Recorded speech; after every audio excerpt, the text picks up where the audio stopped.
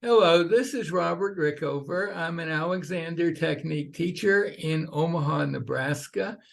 And my guest today is Amanda Cole, who is an Australian performer, researcher, and writer, music educator.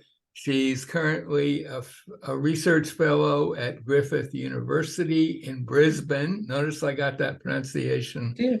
correct, right? She's won numerous awards for creative projects, um, research projects, and professional development. She has a doctorate in performing arts pedagogy from Griffith University and a master's in music performance from the University of Melbourne. I believe you have a master's in teaching. I do. Teaching pedagogy, would that be how it would be phrased, or? It's my PhD was more actually. Kathy Madden pointed out that pedagogy is to do with children, so it's an odd word to use for adult education. But since she pointed that out, I which I totally agree with. But it's funny because pedagogy tends to be used for adult education. Yes, that's what I've always thought. That was what my PhD was in. But in Australia, in order to teach in a class, in a school, in a classroom, you have to have a master's of teaching, right? Which is got pedagogy in it, but it's not called pedagogy. The degrees that use pedagogy tend to be postgraduate degrees. Well, whatever it is, among Amanda's research projects is one of great interest to the Alexander world. And it's pretty much all in this book, which you can all see. Yeah, about Marjorie Barstow and others. And she has, this book is based on a lot of interviews she's done, plus a lot of letters between Marjorie Barstow, Frank Pierce Jones, F.M. Alexander, and Professor John Dewey, and that have, as far as I know, never really seen the light of day before. And we've done 3 podcasts already. I think we're going to do a few more. But today, I think we should talk about inhibition, a key Alexander concept, and in particular about Marge's and probably Frank Pierce Jones's concerns about some versions of inhibition. So I'm reading from page 102 of your book, Amanda. Mm-hmm. And you write, Barstow noticed that students and teachers who attempted to inhibit an old behavior pattern without applying a new plan of response to a stimulus other than nothing were becoming stiff. In a letter to Frank Pierce Jones, in 1947, Barstow likens the isolation of inhibition with the isolation of the Alexander brothers, so FM and AR, from the rest of the world. And here are some of her exact words. This is Marge writing a letter to Frank Pierce Jones. It will always be a puzzle to me why FM and AR allowed so much stiffness to develop in their pupils and never seemed too troubled about it. FM much less so than AR. It must have been partly due to the fact that they isolated themselves so from the rest of the world. As I look back, they did live in a little world of their own, always doing exactly as they wished, and those who disagreed were pushed out. Always being the center of praise and never being jolted out of it does do strange things to people. It is easy to get used to certain things and accept them. Many times it is the easiest way out. Even so, it's all a curious situation. So Marge is talking about a certain characteristic of parts of the Alexander world back in the mid to late 40s, I guess. That's the rough period when she was writing. And I gotta say, as a teacher for many years, and having encountered teachers of a lot of different traditions and been exposed to them myself in quite a bit of detail, there are elements of that are still, I think, quite present in the Alexander world. And but in particular, with regard to inhibition, the idea that if someone was going to attempt to inhibit in the sort of classical way, they often would end up sort of becoming stiff. And how do you see that whole phenomenon, and what's your take on it? Well, as I was saying to you this morning in an email, this chapter is kind of long. Well, it's not kind of long, it's just dense. And so I've written 10 pages about inhibition, and I started off by looking at Alexander's various definitions of inhibition in his different books, and he changed his definition. And I think that's where one of the problems with his work came about, which is he kept using the same word, but he privately changed his definition of it.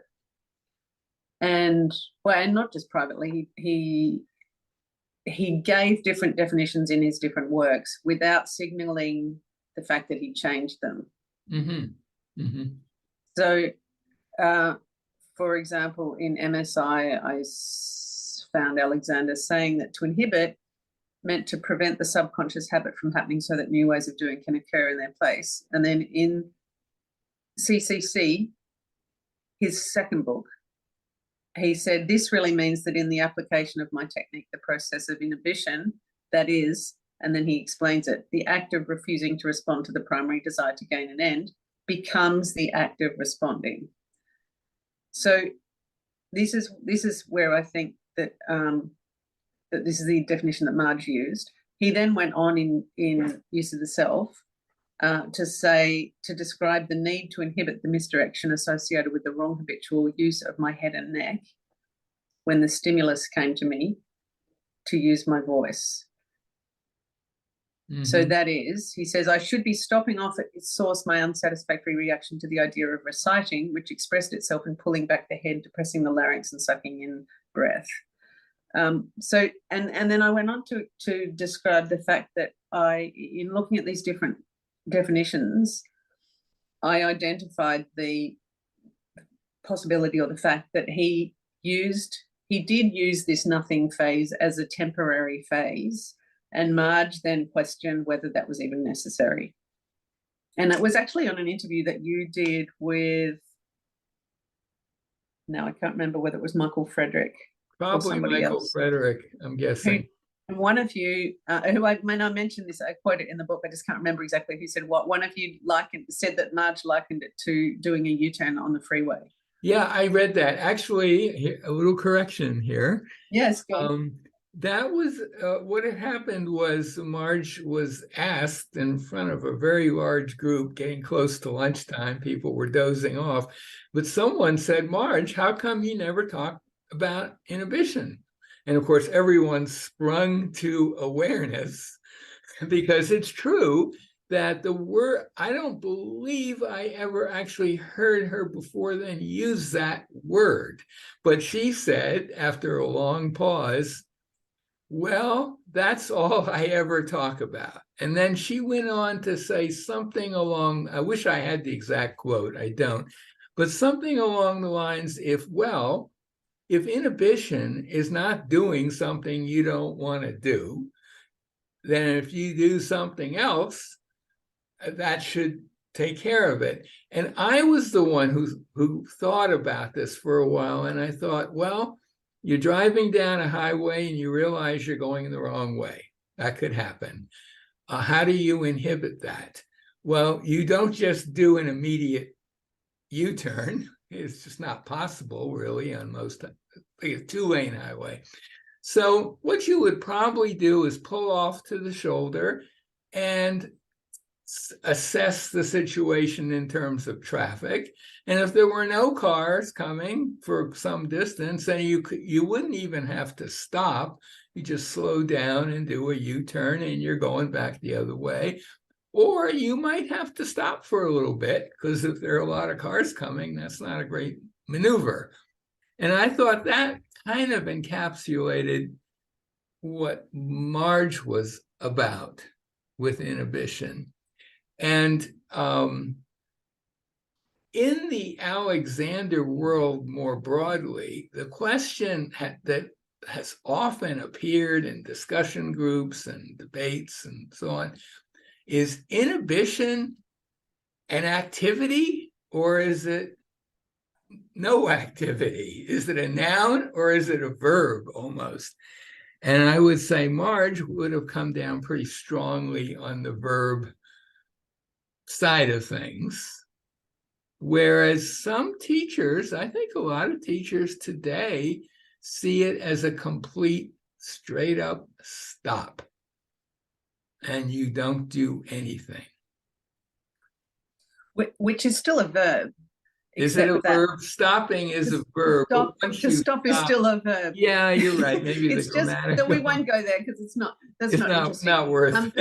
What I thought about when you were talking was that why I wrote this book, really, and why I did the PhD, and is because of my own personal experience. So I had quite a lot of experience of lessons where my teachers didn't use the word inhibit, but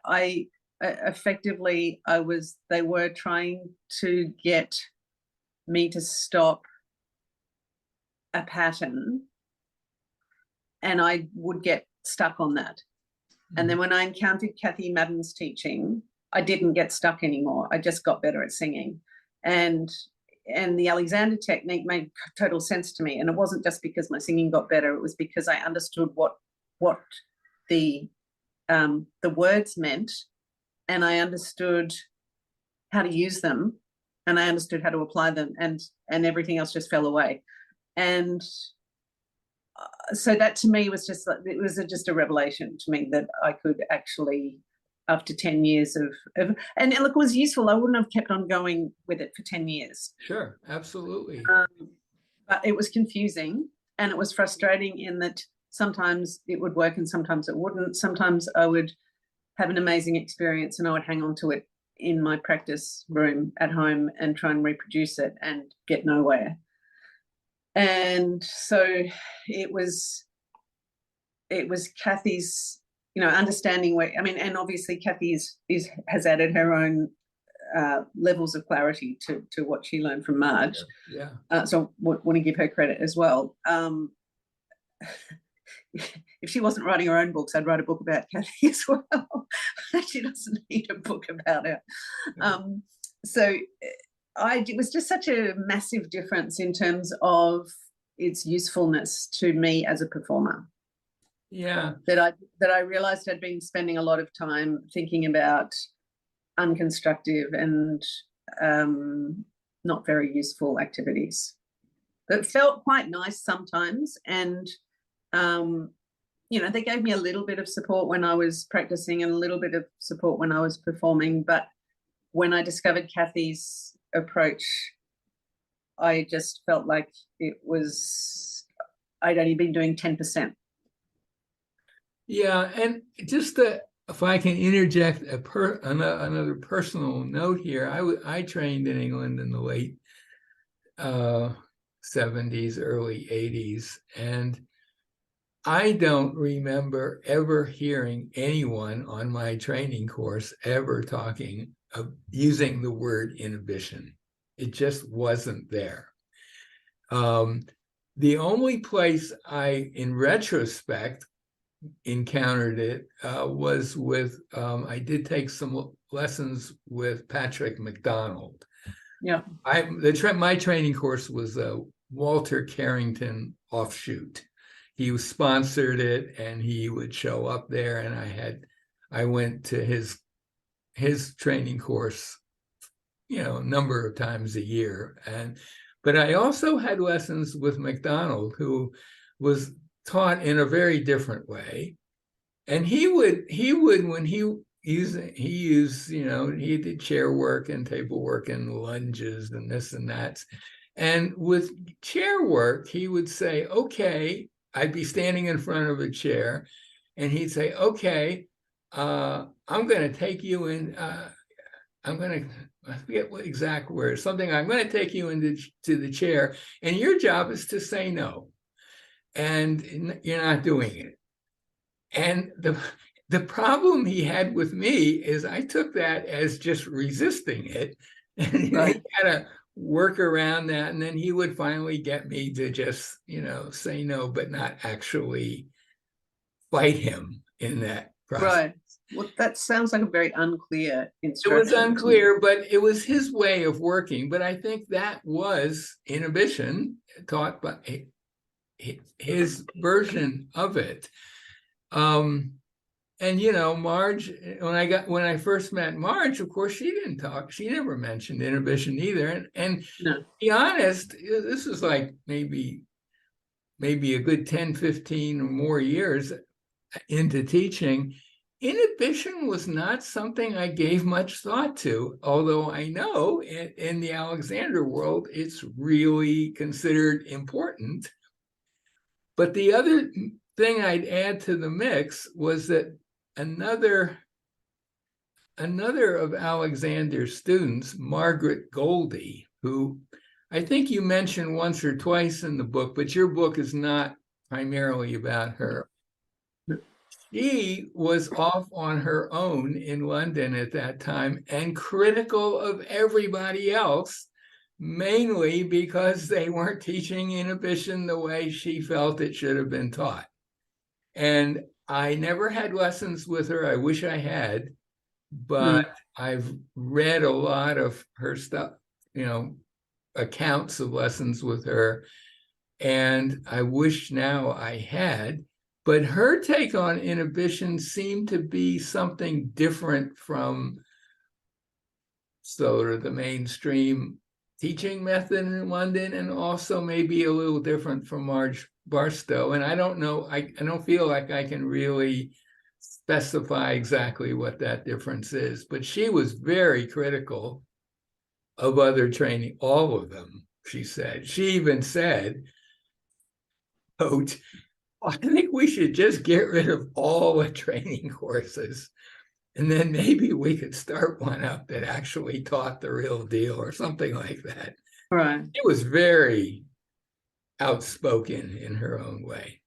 Yeah. Yeah, you're right. I didn't really focus on her. I've mentioned her occasionally when she was relevant to talking about Marge and Frank and Dewey. But to go back to Patrick McDonald, and the instruction that he gave you, but my overwhelming sense of that instruction that he gave you was complete confusion. And one of the chapters in my book about Marge is called Making Ideas Clear, which was one of the pillars of philosophical pragmatism, which was to make ideas clear. And so Marge did that as well. And when I say so, I don't mean Marge labelled herself as a philosophical pragmatist or even aligned herself with Dewey. That's my doing, where I've aligned her with Dewey's thinking.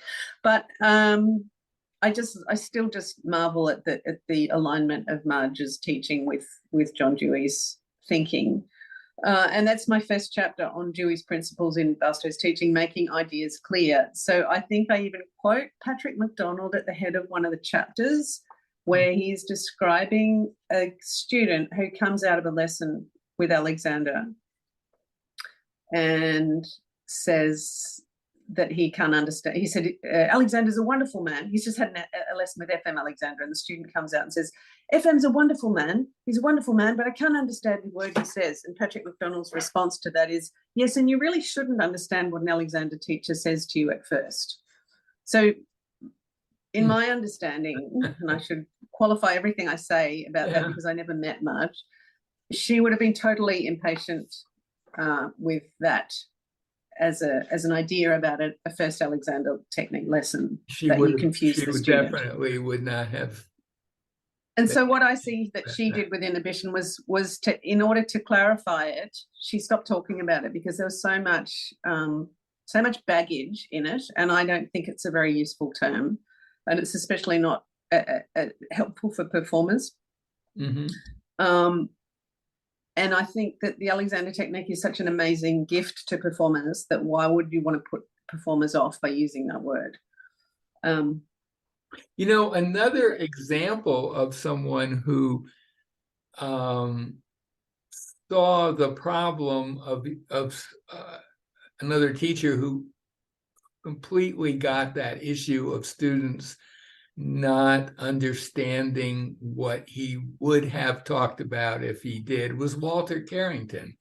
Walter Carrington once told me that when he had a new student, he would do everything possible for roughly the first 10 lessons or so to avoid any discussion of anything to do with the Alexander technique. Right. His strategy was you just get him in and out of the chair and maybe some table work, and that at some point they would get some benefits from that, and for sure they did.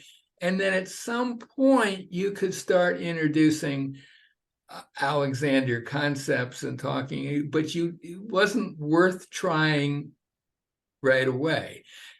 I disagree with that fundamentally, but I think for him, the way he taught, his nature, his clientele also, which was mostly older people, may have played a part in that. Marge's clientele was, I'd say, mostly younger people.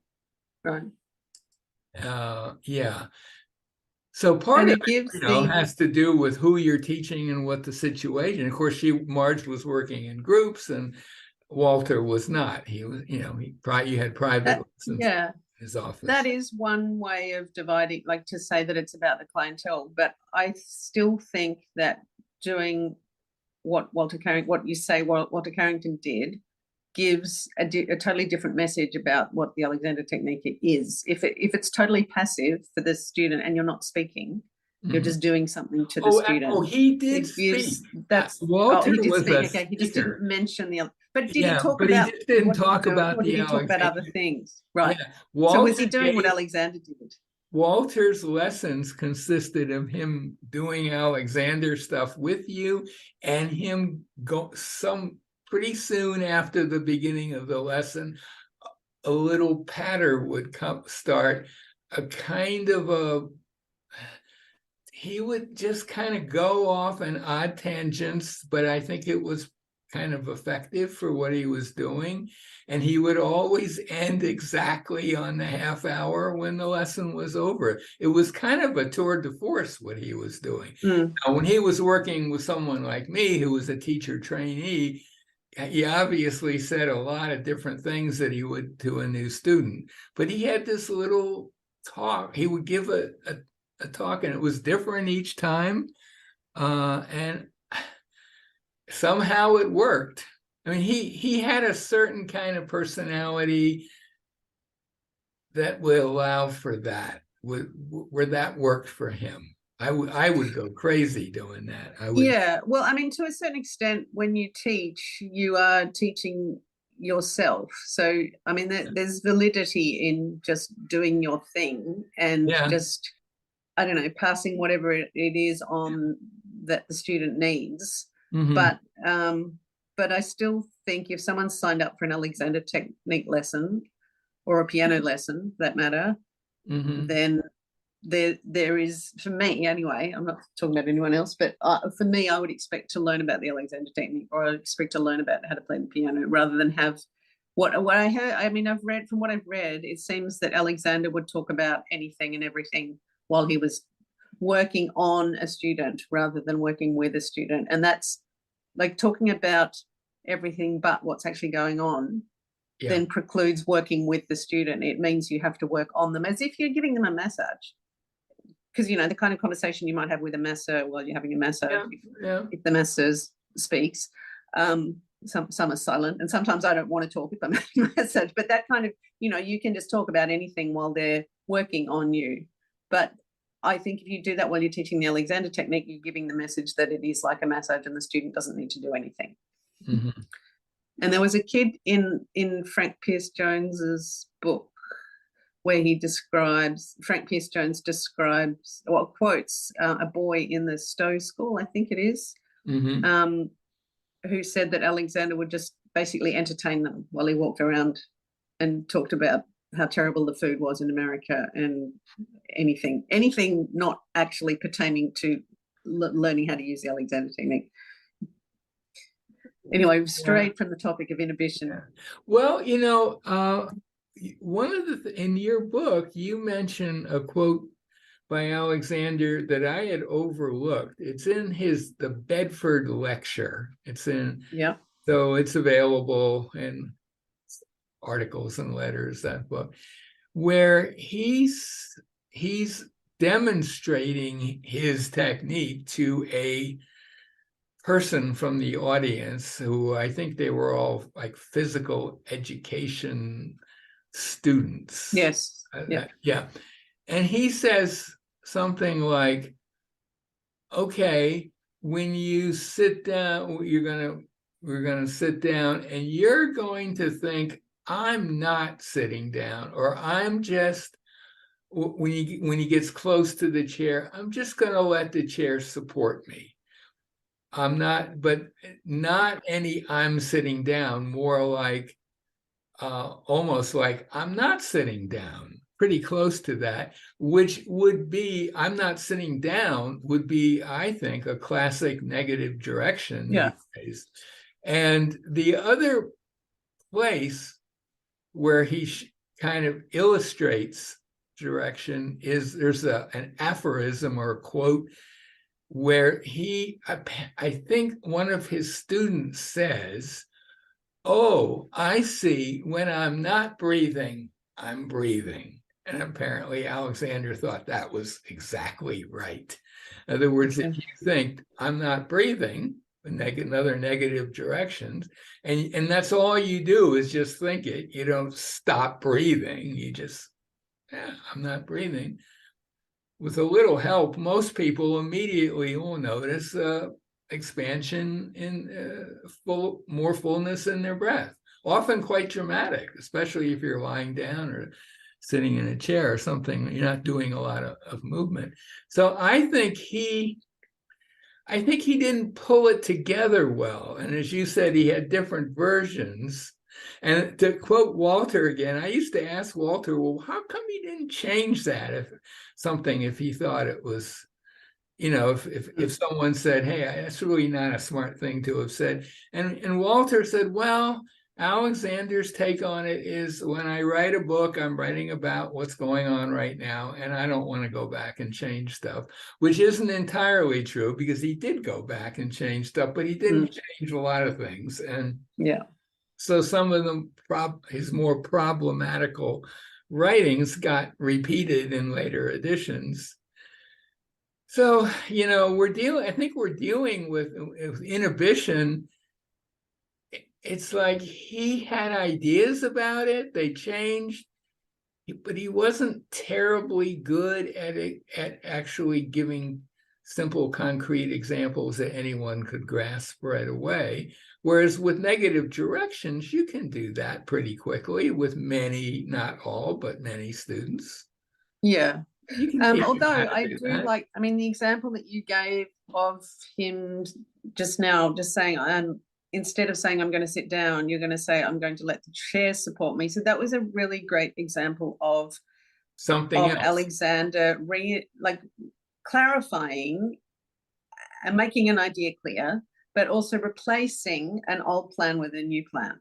Exactly. So in effect, that's him inhibiting without calling it inhibiting. He's replacing an old plan, which is sitting down and has a whole lot of baggage and neuromuscular bundle and muscle memory and all that associated with it. Right. And if you change it, that's him demonstrating a really constructive inhibition. So I'm going to let the chair support me is using words. And sometimes he was really creative and invented words and clarified words. And that's the bit that one of the bits that Marge picked up on and continued.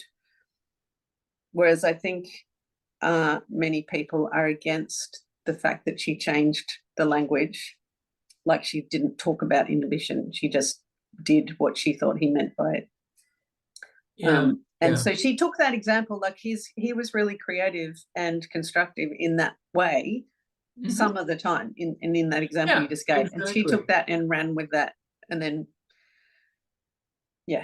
And we should say like that, in that original quote, she does sound kind of critical of FM and AR, but when you, as someone who was hanging out with her, and people would ask her, well, what was Alexander like, and what was AR like? What was the difference?